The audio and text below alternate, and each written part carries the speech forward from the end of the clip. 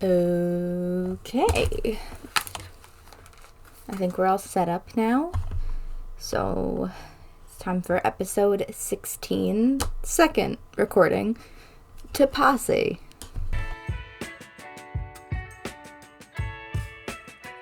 Hello there everyone, and welcome back to Lady Qi'ra's Galactic Adventure, where we traverse the universe in our Correlian Corvette Cruiser, the Vindicator. I am, of course, your host on this excursion, Admiral Qi'ra Vandare of the Alliance Restored the Republic. This time, we are continuing our journey over the interior, also known as the core worlds, as we travel to the planet Tepasi. If you have no questions, comments, or concerns, then make sure to remind your master that the fighter crashed. I saved the day. You're welcome. Don't tell your crush you've been secretly ordered to kill her father, and that, I am one with the Force, and the Force is with me. This week on Lady Qi'ra's Galactic Adventure, and I only had 2 Rogue One references this week. So, big shocker. There is little to no canon information on Tepasi, but here is what we've got. Tepasi is located at L9 in the Galactic Grid and has a native human population. It was the homeworld of Imperial Grand General Cassio Tag, who was murdered by Mr. Crispy Chicken Nugget Man in Episode 4 A New Hope. You would know who he was if you saw him, meaning he's a pasty, middle-aged white man. This planet is known for a delicacy known as Tepasi Taffy. Would you like to know about Tepasi Taffy? Well, that's a silly question, isn't it? You wouldn't be listening to the show if you didn't. Right? Well, Tepasi Taffy is a blue twisted candy. There's also kind of a lackluster story about Maz Kanata and Hondo Ohnaka, 2 people who should never have the word lackluster next to their names, which I could try to summarize for you to fill time. I didn't say that. Hondo had come to Takodana, as pirates do, and when he enters, Maz screams his name, as she's also known to do, as we witnessed in episode 7, but she yelled it really drawn out for some reason, and then Hondo is like, well, she must be eating that Tepasi Taffy, because it took her so long to say my name. I don't understand it either. The chef at Takodana Castle found this really funny for some reason, and made sure from then on to always have a bowl at the bar whenever Hondo was around. His reasoning for this is actually very clever. Hondo can't get in trouble if he's too busy chewing sticky taffy that's getting stuck in his teeth. Someone actually managed to shut this man up. The man who almost ended the Clone Wars in one day by holding and threatening to kill Count Dooku, Obi-Wan Kenobi, and Anakin Skywalker. I'm kind of impressed. That chef's name is Storno Tugs, by the way, and he published a cookbook later on in his life called The Official Black Spire Outpost Cookbook, and made sure to include the recipe for the taffy in it, in honor of Hondo. Now that y'all are sweetened up, get it? We're gonna put on our Legends lenses and get back to the planet itself. And yes, that bit is going to stick forever. Before we cover Tepasi itself, it's system time, baby. It's system time.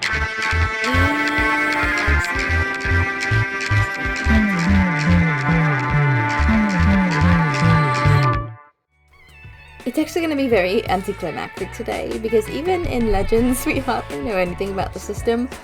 I can, though, tell you it is situated along the Commodore Run? I wrote both in my notes, I don't know which one it is. What is the Commodore Run? You say? Wow, you're very talkative today. It must be the Tepasi Taffy, if you know what I mean.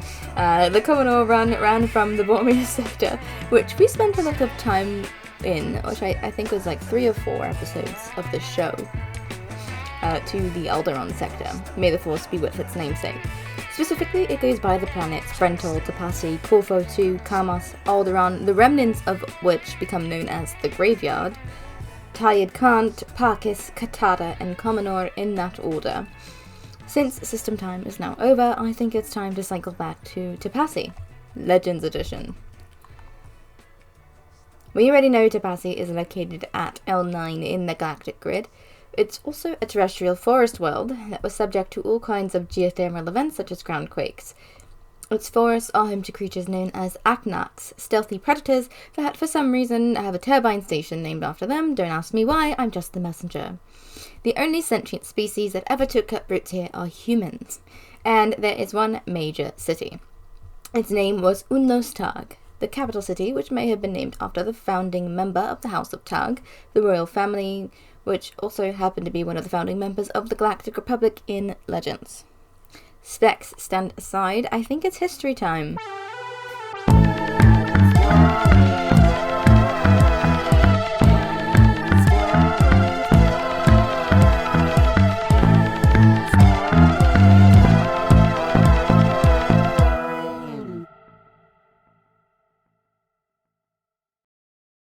Tepasi was colonized by humans who arrived in sleeper ships from Quat sometimes between 27,500 and 26,000 BBY. By 25,000, it had already become a hub of commerce and commercialism, leading to its citizens sitting at the table that sparked the creation of the Galactic Republic. At around 600 BBY, the noble families began to make mining investments into the Christoph system. Example of a planet in the Christoph system is Christophsis from the Clone Wars movie. But before we get into the details, let's talk about the noble family I mentioned before. In canon, the House of Tag, also known as the Tag dynasty or the Tag family, was a noble and wealthy human family that owned the Tag Corporation Company. According to Kelly Afra, you know Kelly Lona Afra from the Afra comics? Yeah. The Tags even owned entire planets, to the point where there was an entire portion of the galaxy deemed Tag space, just like Hut space. I'm not really interested in who's in this family, if I'm being very honest with you, so let's hop on over to Legends and learn a bit more about their history. In Legends, the progenitor of this family was said to have been one of the founding members of the Galactic Republic, as I mentioned before, in the year 25,053 BBY. The head of the family held the rank of either Baron or Baroness, which is why I referred to them as royal before. The House of Tag owned and operated the Tag Company, one of the most powerful megacorporations in the galaxy, as well as that had a private military of 5,000 armed scout starships and 1 million soldiers. They supported the Galactic Republic throughout the Separatist Crisis and the Clone Wars, although they did not offer the Republic any of their paramilitary forces. Gotta cut costs somewhere, am I right? When the Empire took power, like most megacorporations, they retained their loyalty to the largest galactic governing body so they could conduct their business in peace and maintain their wealth by not making a fuss. Some of House Tag's cruisers were actually involved in the blockade of Yavin in 0 BBY, and one of them even tried to usurp Darth Vader to be Palpatine's second hand, not the ship, one of the members of the family. That was not very clear, I'm very sorry. I think you can guess how that went down there. Rest in peace to that guy, I guess. After the death of Emperor Palpatine, I think the first one, the Tag Company crumbled and its holdings were ultimately reduced to a single facility on Tepasi, where the Tag family was still well respected, to the point where their planet would eventually become a New Republic stronghold during the Imperial Civil War.